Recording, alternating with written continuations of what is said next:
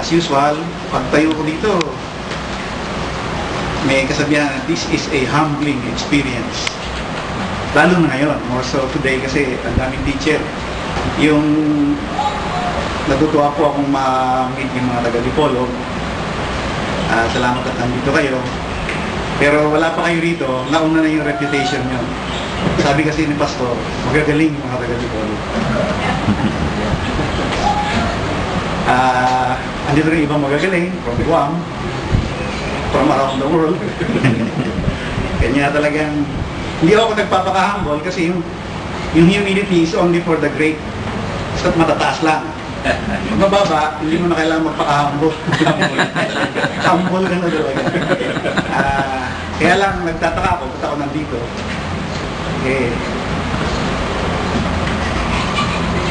Papasalamat na lang.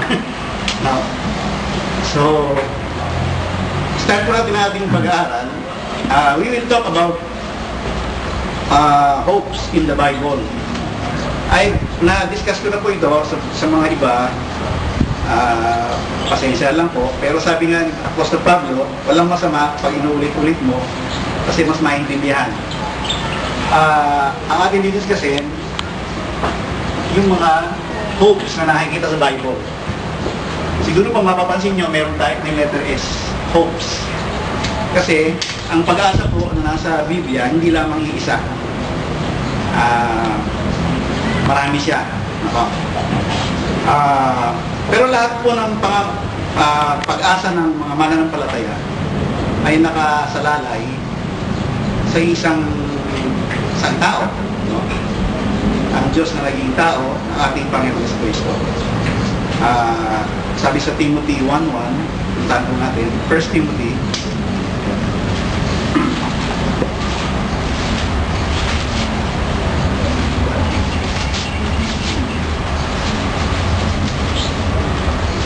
Sabi ni Apostle Pablo, Paul, an apostle of Jesus Christ, by the commandment of God our Savior, and Lord Jesus Christ, who is our hope. So, ang hope ng mga believer ay nakasentro sa ating Panginoong Jesucristo. Walang ibang hope na outside of our Lord Jesus Christ. Kanya lang, hindi lahat ng pupuntahan, lahat ng hope ng believer ay pare-pareho. Hindi po sila pare-pareho. Although they are all centered in the Lord Jesus Christ, they will not all go to one place.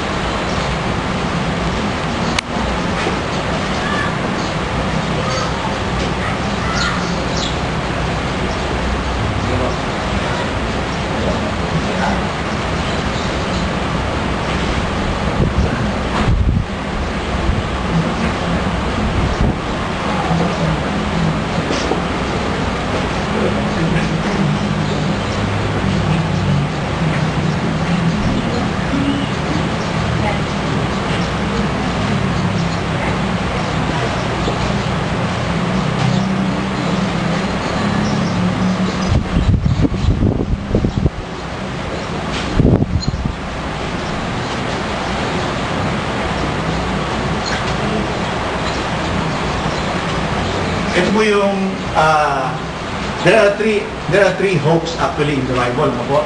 Yung una, yung hopes ng mga tao before Genesis 12. Lahat po tayo familiar sa hope na nakasalalay sa Genesis 12. Are we all familiar dyan? Alam natin yan po. So this is, so we say the programs of God. Program number 1, program number 2, and the last is program number 3 sa atin. And we all know na yung program number 2 was postponed at Acts 28, pero resumed at the second coming, at the Lord's second coming, sa millennium. Familiar po tayo dyan, ano? Ngayon, di-discuss ko po yung mga basis ng mga, hindi naman to assumptions, nasa Bible talaga. I'll cite the verses that support them. Opo. Unahin natin yung, by the way, yung hope natin is something that we expect. Sa buhay na ito, hindi natin panararanasan yung ating hinihintay. Sabi nga ni Pastor Noni, isang libutan ito, magulo rito. Yung ating hope wala rito. No? Pero, ang ating hinihintay, yung sinasabing adoption. Yung sa Romans 8 po, let's go to Romans 8:20.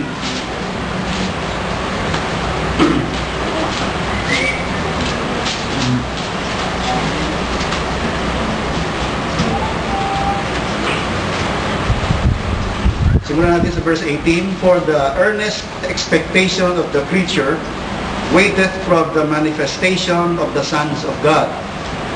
Verse 20, for the creature was made subject to vanity, not willingly, but by reason of him who hath subjected the same in hope.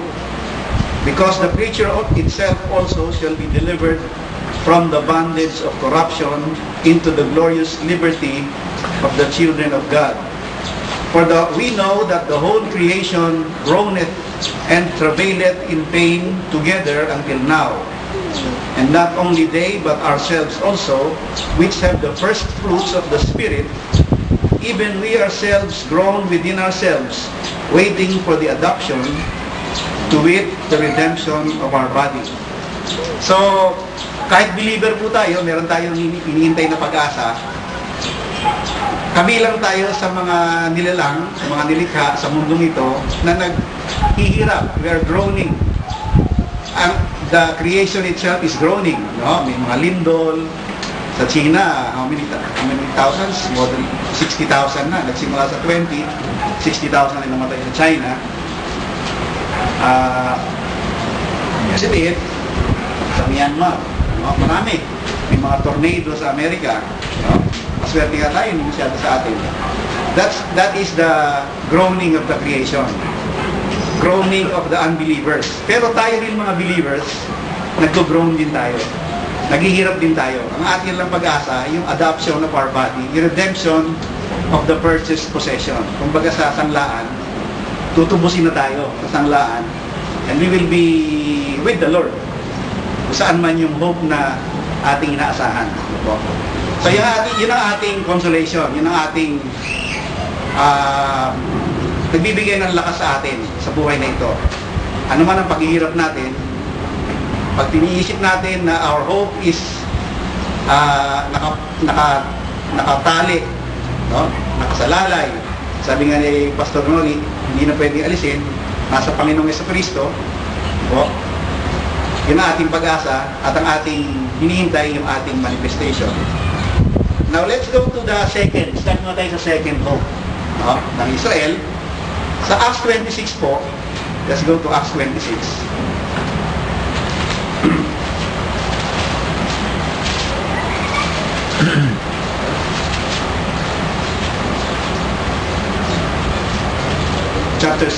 Verse 6. Acts 26, verse 6. Sabi ni Pablo, nung siya ay hinuhusgahan sa harap ni Agrippa, sabi niya, and now I stand and am judged for the hope of the promise made of God unto our fathers, unto which promise are 12 tribes instantly serving God day and night, hope to come, for which hope's sake, King Agrippa, I am accused of the Jews. So the Apostle Paul is talking about a certain hope, specifically promised to Israel, 12 tribes. So, definitely hindi tayo kasama dyan kasi hindi naman tayo kasama doon sa 12 tribo ng Israel. Nung isang araw, may kausap akong, siya, ang tawag sa sarili niya, ibang klaseng pastor siya, mahabang balbas, Amis. Oo, nakausap ko siya sa Yahoo. Amis. Usap kami. Ang dami niya kino-quote na verses from the Revelation tungkol sa tayo raw ang overcomers, tayo raw ang papalit sa Israel kasi ang Israel daw are a nation of devils. Present Israel right now, mga pretenders daw sila to the kingdom, etc. Tayo ang no? siya, revered pastor in China. No? Amerikano siya, pero nasa China siya. Malaki ang kanyang simbahan. Hindi naman ako nagulat na siyempre kasi sa ating pag-aaral, alam natin na maraming mga learned na pastor, mga nag-aaral talaga, may mga degree, may mga lahat, pero hindi lang naunawaan yung right division. So hindi na ako nagulat. Kaya lang, natatawa lang ako, nasabi ko, talagang tama yung tinuturo ni pastor na hindi sa dunong eh. No? Maraming nabubulagan sa dunong nila, hindi na nakita yung katotohanan. So dito sinasabi kasi, 12 tribo yung tatanggap ng hope na yun. Yung pinakikipaglaban ni Pablo is for the hope that was promised to the 12 tribes of Israel. So definitely, wala tayo doon. Hindi yun ang ating hope. Sa verse 26, ng same chapter 26, verse 26,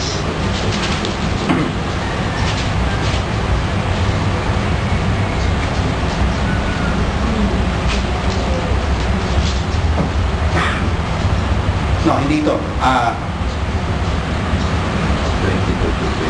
22. Having therefore obtained help of God, I continue unto this day, witnessing both to small and great, saying none other things than those which the prophets and Moses did say should come. That Christ should suffer, and that he should be the first that should rise from the dead, and should show light unto the people and to the Gentiles. So, ang sinasabi ni Apostle Pablo, yung pangako na binabanggit sa Lumang Tipan by the prophets and Moses. Yung hope nila ng Israel ay binabanggit doon. You will notice, siguro, you now know, sa pag-aaral natin, pag-aaral niyo sa Dipolog o in other places, yung ating hope ng kingdom, ng body of Christ, is never mentioned in the Old Testament. Never mentioned by the prophets and never mentioned by Moses. It is proven to sa verse in Acts 28, verse 20 yata, or somewhere. Let's go first to that, verse 28. Verse 23, and when they had appointed him a day, there came many to him unto his lodging.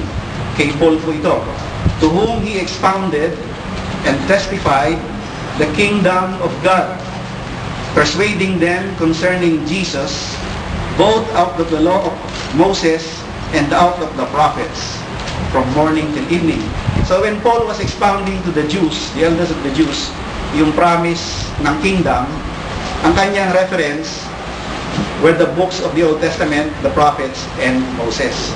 Pero sa verse 30, noong after the Jews manifested their unbelief, their disbelief, Paul cited the verse from Isaiah na this verse is laging sinasite. Sa verse 26 sabi, verse 25, and when they agreed not among themselves, they departed, after that Paul had spoken one word. Well spake the Holy Ghost by Isaiah the prophet unto our fathers, saying, Go unto these people and say, Hearing ye shall hear, and shall not understand, and seeing ye shall see, and not perceive. For the heart of this people is waxed dross, and their ears are dull of hearing, and their eyes have they closed, lest they should see with their eyes, and hear with their ears, and understand with their heart, and should be converted, and I should heal them. Tapos yung ating famous verse, Be it known therefore unto you, that the salvation of God is sent unto the Gentiles, and that they will hear it. Ngayon, when he